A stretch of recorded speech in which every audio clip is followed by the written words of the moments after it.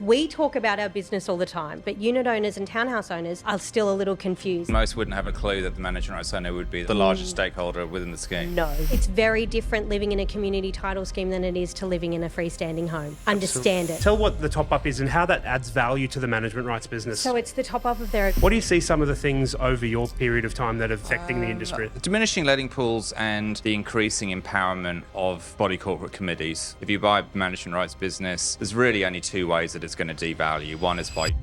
Welcome to Checked In with Resort Brokers. I'm Frank. And I'm Trudy.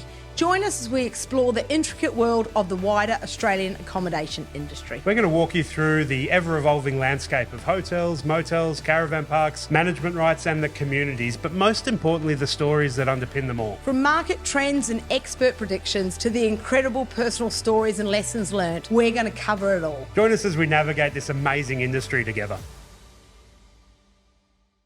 Welcome to Checked In with Resort Brokers. I'm very excited for having Kelley Rigby here from Let's Property Group and Let's Prebuild and Rigby Property Group. It's difficult for me to understand. There are so many hats that you wear. There are. And I'm also very happy to have Alex Cook here, who is a director of Resort Brokers, but also he wears his hat as a director of Orama as well. So thank you both for being here today. Thank you. What we wanted to talk about, Kelley, why don't I throw to you and say, give us a bit of an understanding of what you're doing within the industry at the moment and what took you there.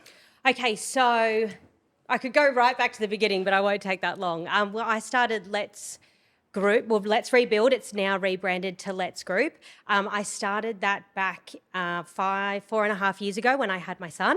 And it was just, honestly, it came about. I've been in the managed rights industry for 10 years before that. And I literally was on maternity leave and I had a manager/friend come to me and say, I'm losing lets out of my letting pool. I don't know how to market myself. Do you want to help me? And I was like, sure, I'll do that. I love management rights. I can talk about it. So I did that one building. We had huge success and then the business grew from there. So the rest is history. We do obviously different things in that now, hence why we sort of market it as Let's Group now. There's different avenues we go down. And then we just launched Rigby Property Group, which is a residential real estate agency. So I saw a gap in the market heavily in the real estate business, talking to obviously people that own in management rights, how not uneducated, but how little they knew about what they brought into. And when I looked back, it was when they first bought in. It was like, oh, well, the agent didn't tell me this and the agent didn't tell me that. And my background is residential real estate. I wasn't even a thought, when I was, my dad had residential real estate all through the Gold Coast. So from there, I saw the gap and my husband and I had a chat and we thought, well, why not go back to my roots of residential real estate and specialise in townhouse and unit sales. Excellent. What we want to do is really just dive right into letting pools and the businesses that you're in. But let me just get a little bit of an understanding from yourself as to where you came from in regards to this and what kind of brought you into the little niche that you found within the management rights industry. Beautiful. So I guess I'll start when I started Let's Group. I've been in management rights for around about 12 years now, but I started Let's Group 5 years ago. I was on maternity leave and I had a phone call from a friend of mine who was also a manager. She was very distraught. She'd been losing lettings out of her letting pool and just needed help. She wasn't confident in marketing how great she was. And as we get through this, you'll understand, what managers are like. They're very humble. So I came in and I thought, well, I can do that. I love managers. I love management rights. Let's do it. We did it and we saw great success. And then that's how Let's Group was created. And then from there, we've actually just launched Rigby Property Group as well. So we really found that there was a gap. There was a gap in the market from, I guess, the agents that were selling people into townhouses and units. Throughout the 5 years, I've really found that owners, I hate the word uneducated, I feel like they weren't explained when they first bought into buying a unit or a townhouse, the intricacies of living in strata. Yeah. And so as the 5 years went on, I was talking to people and, they would say to me, oh, yeah, when I bought in, I thought I could do X, Y, and Z, but it turns out that I couldn't because the bylaws said this or this, that, and the other. So as my background is residential real estate, it was a gap that I really wanted to sort of fill and have that side of it. So when you're engaged by a manager to work within their scheme, you're contacting owners, are you focusing solely on contacting owners with outside agents, or do you go for a bit more of a broader contact point to build?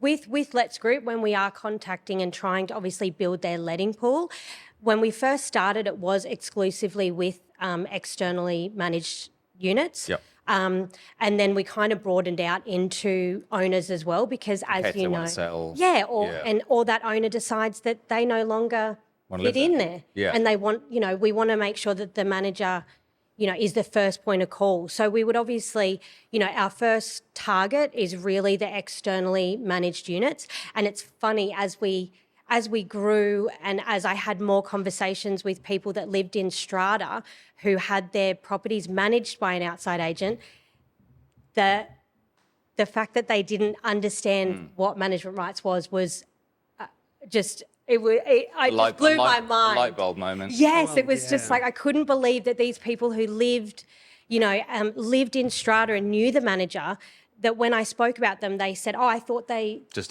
did the gardens." And I'm like, "No, they've got their real estate. They're on site. They see everything that happens to your unit on a daily basis." Now I'm talking to some people who have bought this in their super fund or have done these things, and it could be their biggest investment, and they're letting someone, 20 minutes away or half an hour away that only inspect the property every 3 months, look after that investment. To me... So when you sell the merits of management rights to uneducated owners, what do you think is the most compelling reason that people sort of come on board and swap over to one? Just the fact they're on site. Not just that, that they're there every day, whether they're on site or not, but they're there every day and they have a vested interest. Yeah. Like that person that's looking after then they're not 9 to 5. It's not, they don't work Monday to Friday. They're not looking at the clock at 5 to 5. And if the phone rings, they think, I'm not going to get it.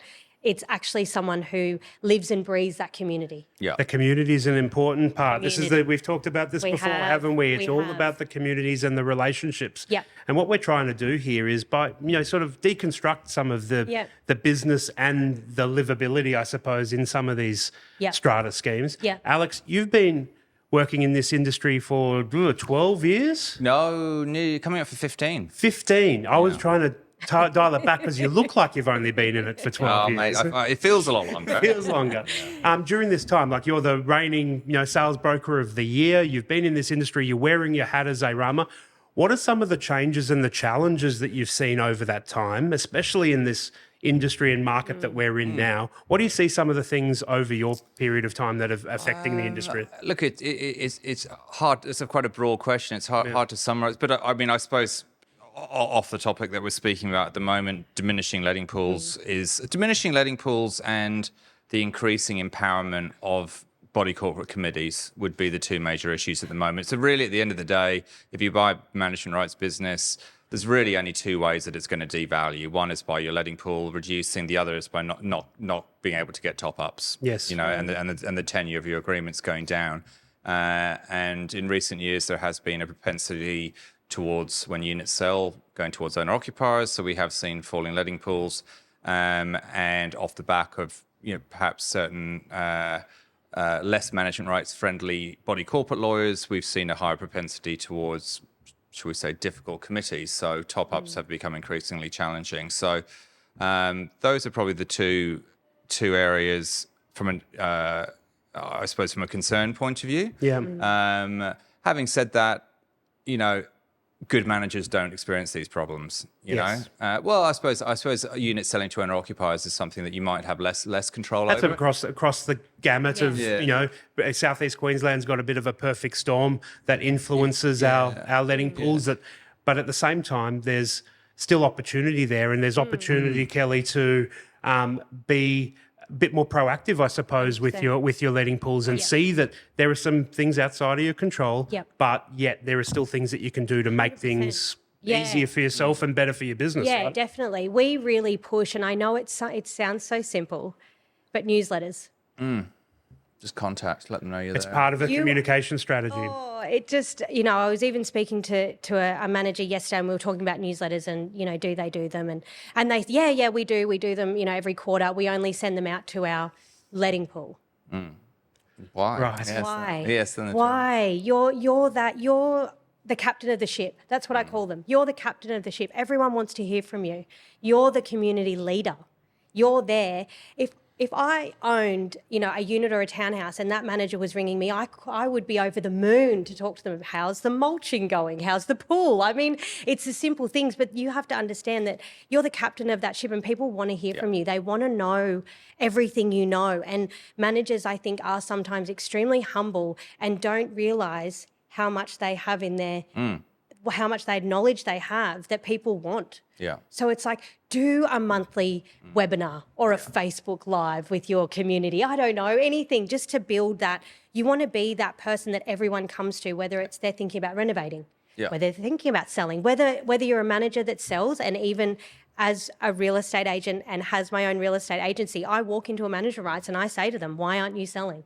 Why am I here? Because at the end of the day, I always say, management, right, it is a people business. At the end of the day, newcomers to the industry are always ask the question, what do you think are the most important skill sets for getting management rights? And it's really, well, you can come from any background, really, but you need to be able to get along with people from all walks of life. Yes. If you can do that, you're winning. the rest will yeah, fall into place. 80% there, pretty Yeah. much. Like, I think it's having that mentality that every owner wants to hear from you. Don't be scared to pick up the phone. That's one thing that I find a lot with managers is when I say, have an hour a week. If that's going to be all that you've got, have an hour a week where you pick up the phone and talk to 5 owners, externally managed units, your letting pool, like whoever it is. Just have a time where you can sit down and talk.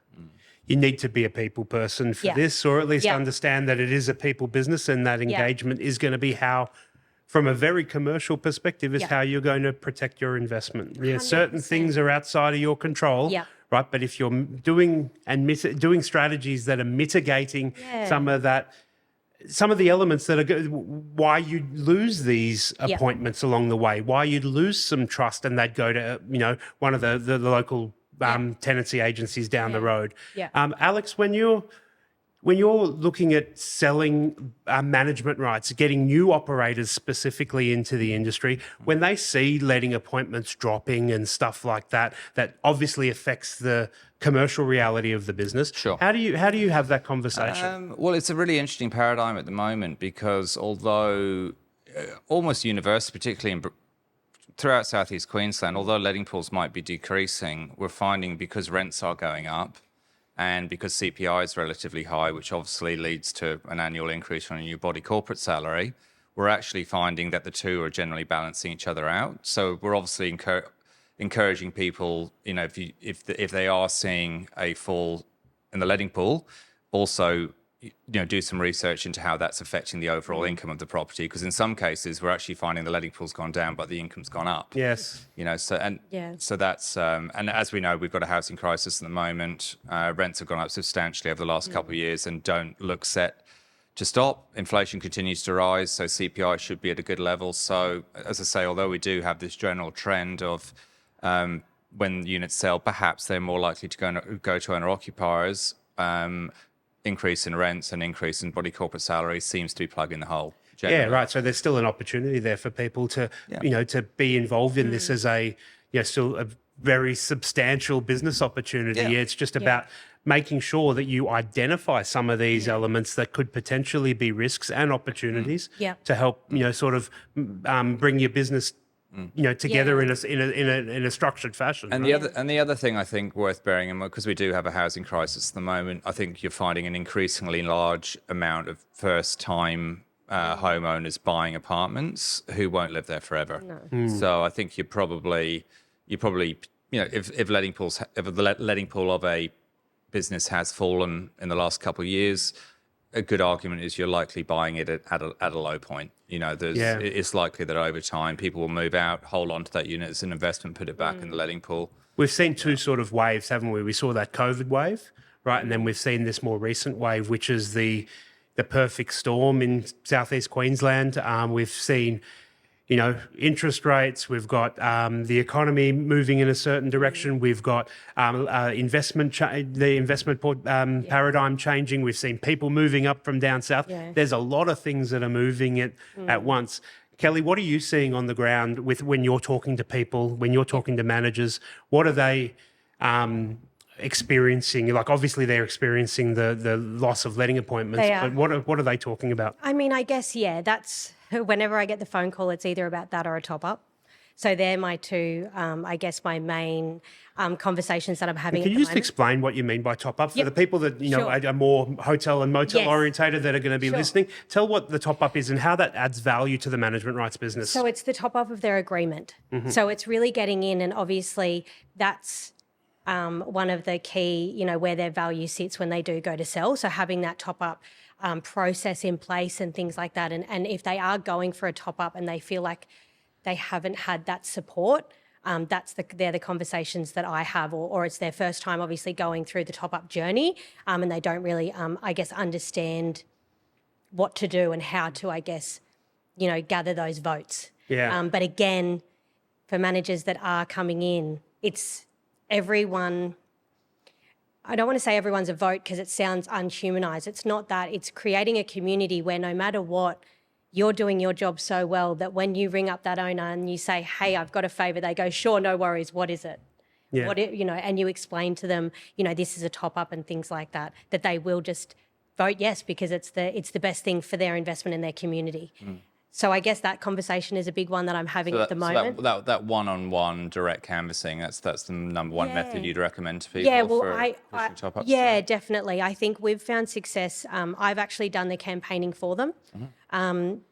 Although, hey, I'm not too shabby at it. I'm not the business owner. No. If anyone's going to talk about Let's Group or Rigby Property Group and anyone's going to sell it, it's going to be I'm going to sell it the best out of anyone because it's my baby. It's the same as with a manager. So we're really going down the track now where it's get them confident to give those people a call and say, hey, back me.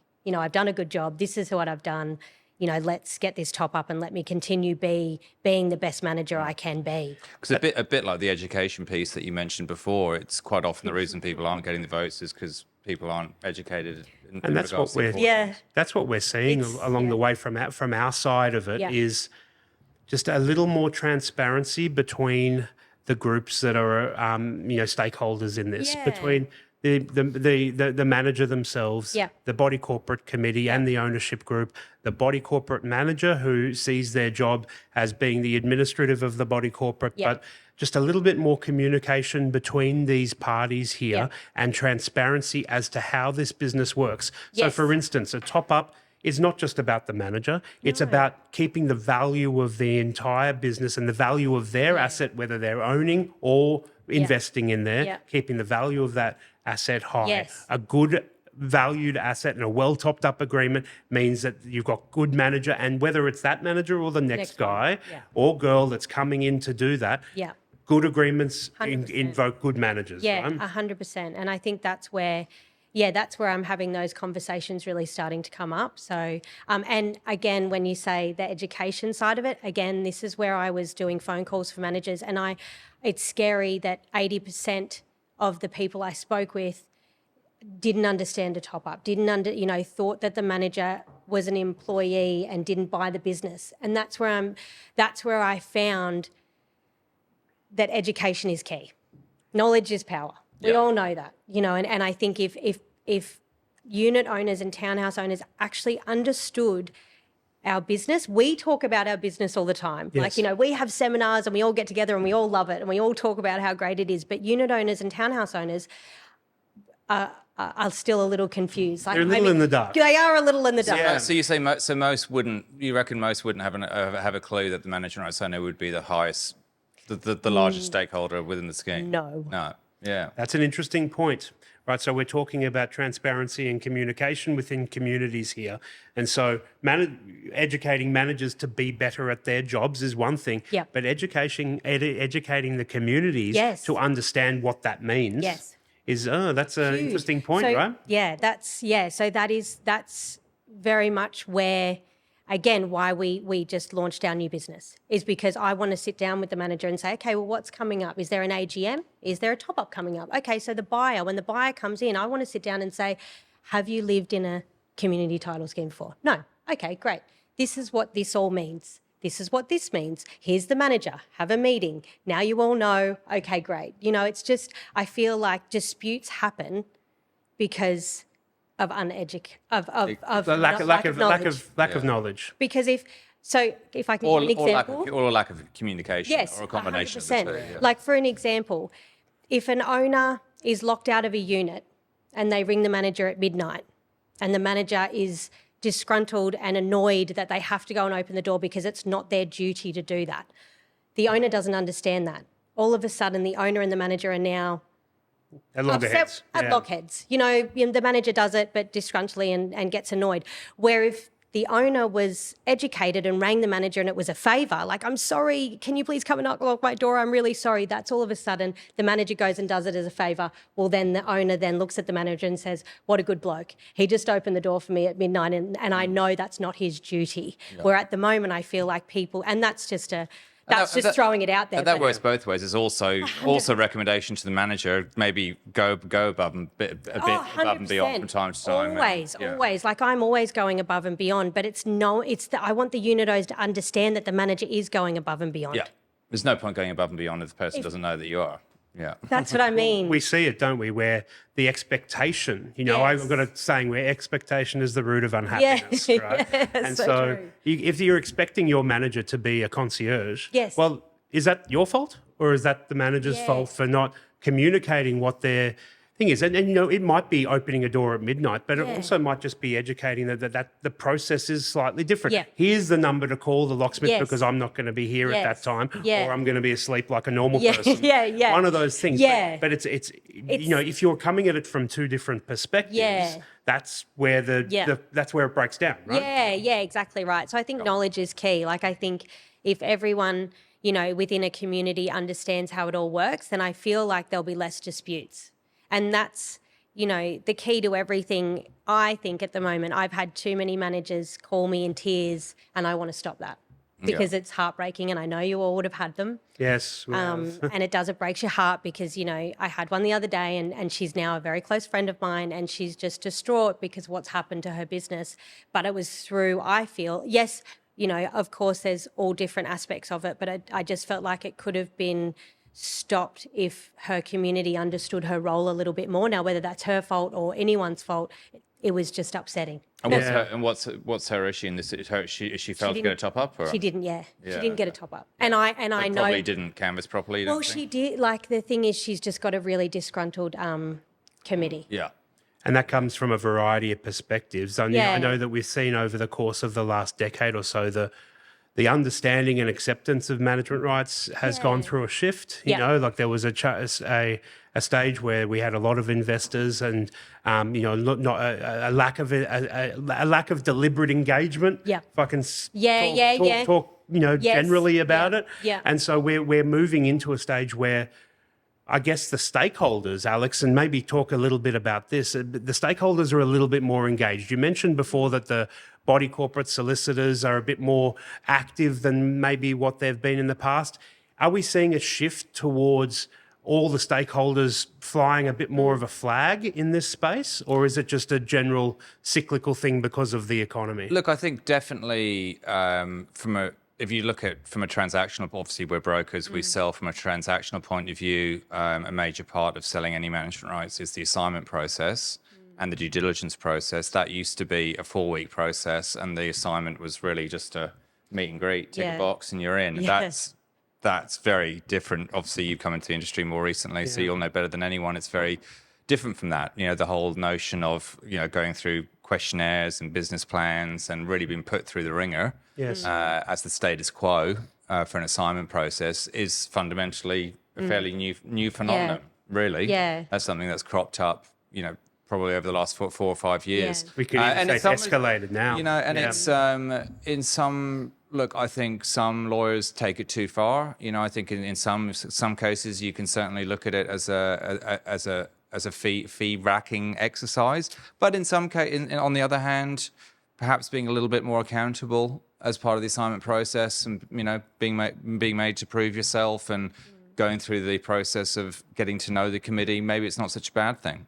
Yeah, I think But at the same time, what frustrates me is when you end up with situations where, a perfectly suitable and decent new manager is being thrown up with unnecessary roadblocks for the sake of it, whatever it may be, because the committee has gripes with the outgoing manager, or whatever. That's something that we see more and more of. But it's, again, even now, I think we're starting to see a bit of a pushback against that. Absolutely, and I So think this is some of the things that we're talking about. It's an ever-evolving industry, and it's And some of that transparency and utilising the team. We talk about utilising the right people within management rights. We feel like that message is coming across, so we can make sure that, as businesses transact between vendor and buyer, and then again, they transact every 5 years or so, the work that we do now hopefully will help push that, just smooth it out, simplify it a little bit for the managers that are coming in. There's a fairly strong, probably not a legal argument, but a moral argument. Obviously, from a transaction point of view, the vendor pays for the body corporate lawyer's fees. So there's a fairly strong moral argument that they should have some say in regards to who is appointed to do that role. Interesting point. And as we've discussed, that's something, we're encouraging managers to do when you get to the assignment process. Say, look, I'm paying for this.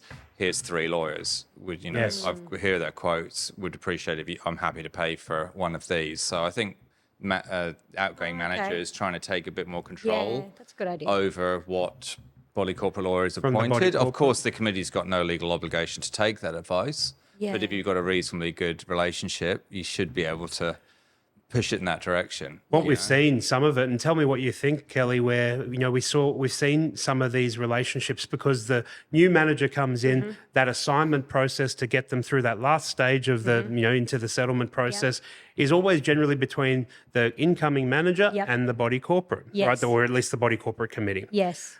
What we're seeing at the moment, and we've got some examples of it, is where the transparency and having the vendor being a little bit more involved in that assignment process by providing effective training and handover procedures that are more transparent than they've been in the past. Bring the body corporate committee and the ownership group along for the ride a little bit, and they might not be as affronted with the fact, because sometimes they can be the last people that know about this transaction that could have been going for 4 months. Right. So bringing them on board for the journey a little bit where it's appropriate. Right. We're finding it is getting some traction, and because it humanizes this business side of what we're doing. Are you seeing a bit of that? I actually haven't, but I think that's probably something that is definitely worth. I mean, like you said, pioneers here. But yeah, I know. That's what we're trying to do. That's what I was such a getting good at. idea. No, I haven't seen it, and I haven't heard of it before. But I think that anything where you can, I guess, have that process a little bit more in harmony with everyone, and like you say, have them feel involved, like they're not the last port of call. No. It's kind of and it actually ties in with what we've been talking about with the education and the communication piece. It's all the same thing. You use that engagement as an opportunity to educate and to communicate, and it makes everyone feel involved. Honestly, I think this industry is really just about, like you said, if you like people and you can communicate, it's 80% of the way. Yeah. If you were speaking to all the people that are living in Strata title, which are going to be obviously listening to this fantastic podcast of ours. Yes, of course. 250,000, by the way. Is that the number? Actually, there you go. That's just Southeast Queensland? I think it's nationwide. We estimate is about 200, about 250,000. And so this is the work that you've done in the research side. Really? Yeah. Okay. So with Alex, you've done about 4,000 schemes, and there's about 3,500 of them. Yeah, in wow. Queensland. Wow. So they're some of the numbers. And so if you had something to impart for the people that are watching this, from those 250,000 that are obviously tuning in every week. All of them. Yeah. Can you tell me what would be your takeaway? What would be your pearl of wisdom that you could leave our I guess viewers with? it would be that when you are buying in, make sure that it's for you. get educated before you purchase. So make sure that that unit and that townhouse living is for you. And all the info's there. It's a disclosure statement. You know, it's Disclosure. Just read the disclosure statement. Disclosure statement. Talk to the sales agent. Ask them for the bylaws. Understand what needs approval, what doesn't need approval, what can you do within that community, and make sure it's for you. You know, if it's not, you know, it's very different living in a community title scheme than it is to living in a freestanding home. Understand it. And, you know, if you flip that to the managers, the same thing. Make sure that's for you as well. 100%. Utilise your people that are around you. We have got a fantastic group of professionals that know this industry back to front. Utilise it, lean on it. Yes. We never charge for any of that. That's just to help you, the people that are coming into the industry have smooth transactions, because you're going to be using them along the way. This is not residential real estate. No, it's not. Right? You want a team around that you can trust, that you can keep falling back on. That's my takeaway. I agree. I think that one of the strongest parts in our industry is that all of the industry specialists and everyone really help each other out and help the managers out, and really it's the most collaborative industry I've ever worked in. Yeah. That's what keeps us around. Hence why, even though I've got the real estate leg, it's there, but it's, you know, we obviously specialise in and still lean into that management rights industry, because it's a love of mine, and I think that's everyone feels that way when they're in it. It's rare that people leave. Yeah. Yeah. Okay. Is there anything you'd like to add, Alex? What would be your pearl of wisdom as you see it? I was actually going to ask Kelley a question. What do you think in relation to I suppose continuing to sell the benefits of management rights? How do you look at the move towards more business only management rights, where managers don't live on site? I think do you see that as an issue? I was nervous. Yeah. I was nervous when it first came up, when I heard about the technical word decoupling. Are we using that word? Is that what we're saying? Or new developments, which simply don't have it where yet. they don't have it. Yeah. Look, I was nervous about it, but I still think if the manager's got a vested interest, or the business owner has got a vested interest, and they're still technically a resident manager, or they're on site every day. As long as someone is on site every day, I think you'll always have that advantage over the person that doesn't have the vested interest. So perhaps if it is a business only, important to have other rules or duties in the agreement whereby you have to attend daily, be within 5 kilometres, 5-minute drive, or 100%. stuff like that. I think you still need that. I still think they need that, and someone to be the captain. Yeah. Still that captain of the ship, you know, that's still there, that people can go to, and they know the business better than anyone. Yeah. Because, I think that will still be a key point. If the industry goes down that way, I still think it'll be far greater for an investor to be with that resident manager, whether they're on site or not. Yeah. But pearls of wisdom, I've been in this industry for 15 years, and it's a very resilient industry. It's the only industry throughout, GFC and COVID, banks have continued to lend 70% on, even in instances where things don't go so well, they still go pretty good compared to most businesses. Yeah. And as Kelley's indicated, if you're a people person and you're willing to build relationships, it's pretty hard to go wrong. Fantastic, guys. Thank you very much for coming. Thank you. If you've got any questions for Alex or for Kelley, they'd love to get involved. They're going to be, if you put your comments in the comment section below, we'll get to them as quickly as we can. Ask what you want out of this industry. Ask Kelley and ask Alex. If you're new to the industry, we want you involved, but we're here to help you along the way. I'd like to thank very much Kelley Rigby for coming on board, and Alex Cook from Resort Brokers and Orama for helping us get through this. Thank you very much, guys. Thank you. Thanks, Frank. Thanks so much. Awesome. Cheers, mate. Thank you so much for joining us on Checked In with Resort Brokers. If you enjoyed the insights from this episode, we'd love your support with a 5-star review on Apple Podcasts and Spotify. And don't forget to hit subscribe on your favourite platform and stay connected with us on social media @Resort Brokers. We're excited to continue this amazing journey with you. See you on the next episode.